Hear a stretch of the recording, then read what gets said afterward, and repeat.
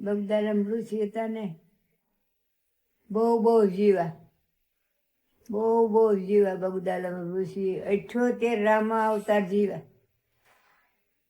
કેટલા? 78 રામા અવતાર થયા ને એટલું ઈ જીવા. તો કાકરા નાખે કમંડળમાં. ભગવાનનો જન્મ થાય ને એટલે એક કાકરો નાખે, પાછો ભગવાનનો જન્મ થાય ને તો એક કાકરો નાખે. એવા 78 રામા અવતાર જીવ્યા. પણ ઝૂંપડી ન કરી, અધર અકાશે પૂળો મૂકી દે ખડનો. સૂર્યનારાયણ આવે ને એની પર પૂળો મૂકી દે, આની પર સૂર્યનારાયણ આવે તો આની પર પૂળો મૂકી દે.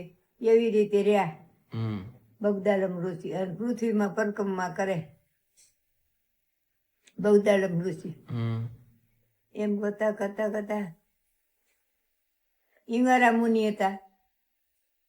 ઈંગારા મુનિ હતા ને તે ઈંગારા મુનિ એને દીકરી હતી. બહુ કે જાઓ કે તમે તપ કરવા, હું એકલી રહું, મને દિવસ જાય નહીં, અને તમે તો ઠીક રખડો એટલે તમારો દિવસ જાય, મારે ન જાય કે છોકરું તો જોઈ ને. એટલે કે તમે જાઓ તપ કરવા, કાંઈક દે સંતાન. તે તપ કરવા ગયા ને ઈંગારા મુનિ, તો એને શંકર બાપા પ્રસન્ન થયા કે દીકરો તાર ભાગમાં નથી, દીકરી છે તો દીકરી દ્યો. કે દીકરી દીધી તે દીકરી તો રાતને દી મોટી થવા માંડી. દાડે દી વધે, રાતે વધે, દીએ વધે દીકરી. અને રમાડે 2 જણા ગઢા અને દીકરી દીધી 2 રમાડે. એમ કરતા ખાટલો ઢાળે ફળીમાં, અને એ છોકરીને લઈને રમાડવા માંડ્યા. બગલા કે બગદાલમ ઋષિ નહીં જાય પરિક્રમા કરવા અધર.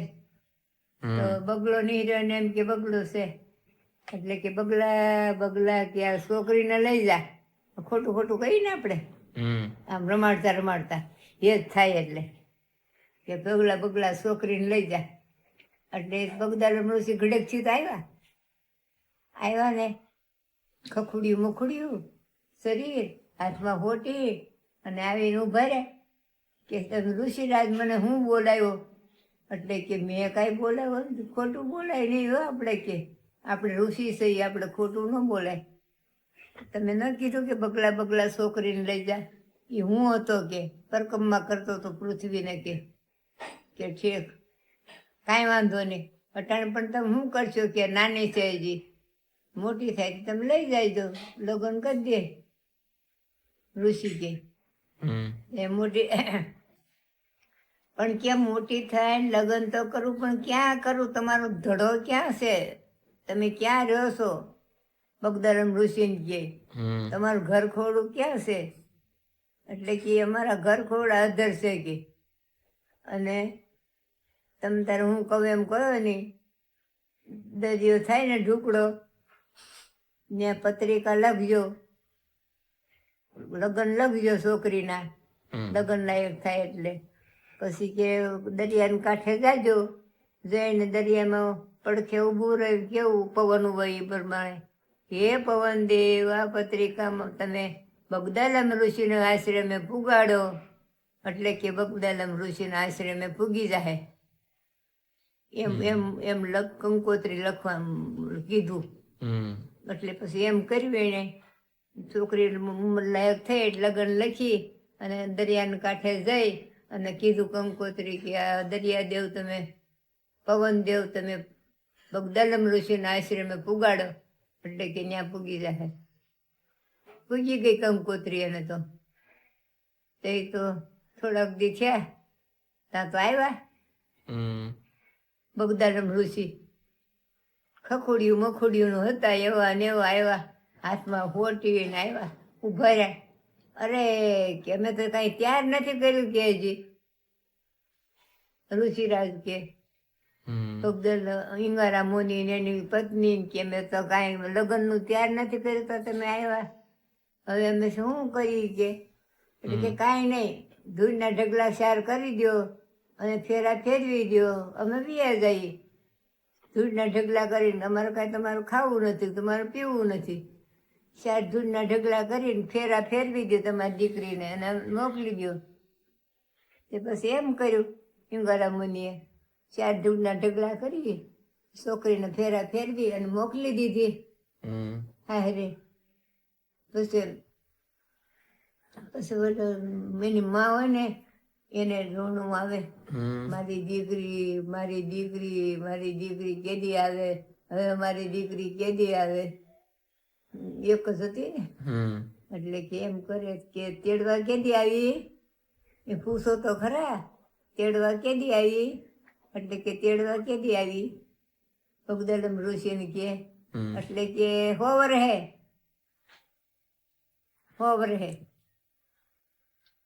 તો એવું હતું. વર્ષે હગાઈ કરતા, 500 વર્ષે પહોણાવતા, એટલે 100 વર્ષની હગાઈ થતું. એવું હતું પેલા. પછી 100 વર્ષે ગણે એની માં કે આજ આટલા દી થયા ને આટલા દી થયા ને આટલા દી થયા ને 100 વર્ષ થઈ ગયા, હવે જાઓ તમે તેડવા, કે મારી દીકરીને તેડવા, હવે જાઓ તમે મારી દીકરીને તેડવા. ઈંગારા મુનિ તો ખંભે કોથળો નાખી ધાબળો અને ઉપડ્યા ને ક્યાં જઈ તેડવા જાય, એટલે કે દરિયો ઢુકડો થાય ત્યાં જાયજો અને એમાં પસેડી પાથરી અને બેસી જાયજો. ફરવા માંડે એટલે કહેજો કે આ તમે બગદાલમ ઋષિના આશ્રમે મને પુગાડો, એટલે તમે ત્યાં ભૂગી જાઓ. એટલે કે ઠીક એમ કરશું. તે દરિયો ઢુકડો થતો હતો ને, ત્યાં ગયા, ત્યાં જઈને પસેડી પાથરી દરિયામાં, ત્યાં ફરવા માંડી. બેવડી પસેડી પાથરી ત્યાં ફરવા માંડી એટલે બેસી ગયા. અને કે એ દરિયાદેવ તમે બગદાલમ ઋષિના આશ્રમ મને પુગાડો.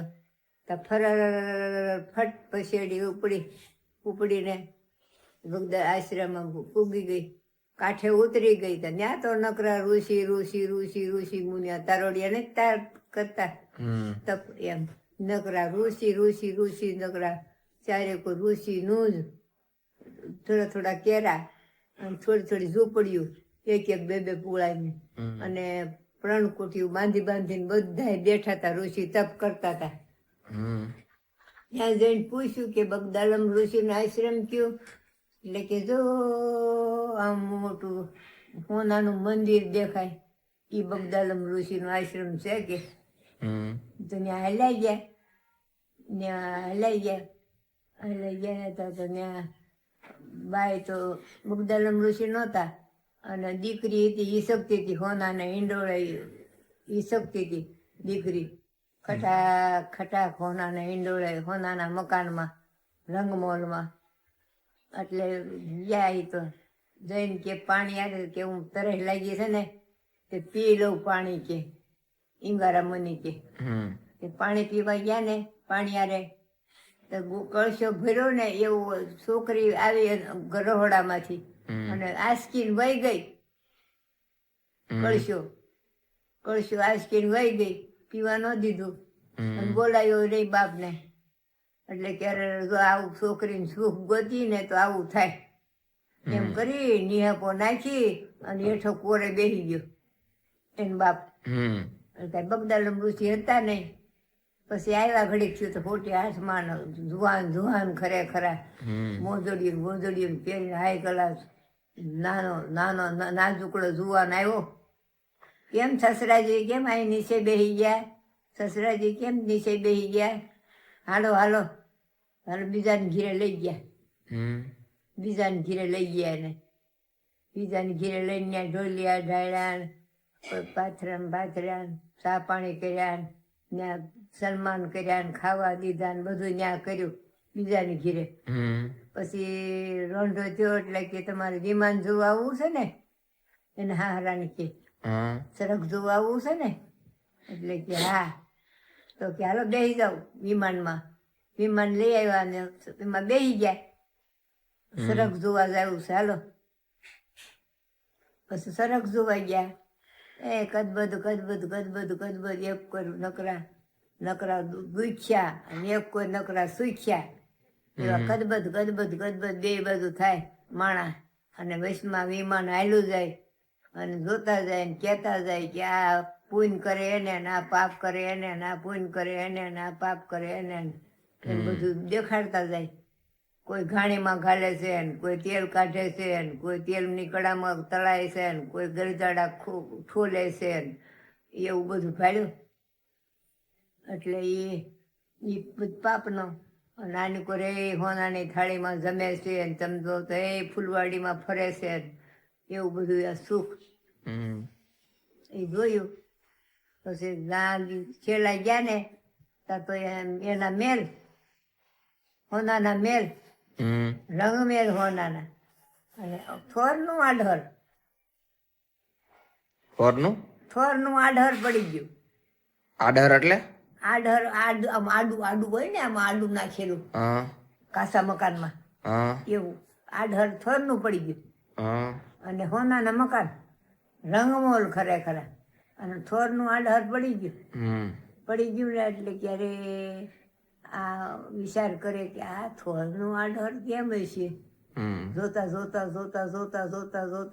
ઇંગર મુનિને ક્યાં થોરનું આઢર કેમ હશે કે એ પાપ કર્યું હશે તો થોરનું આઢર પડી ગયું કે અરે હવે શું થાય કે એ પડી ગયું કે હવે એ પૂન કરે કે પાછું થાય હોનાનું કે એવું પૂન કરવું પડે કે હાલો ની પાસે વાત.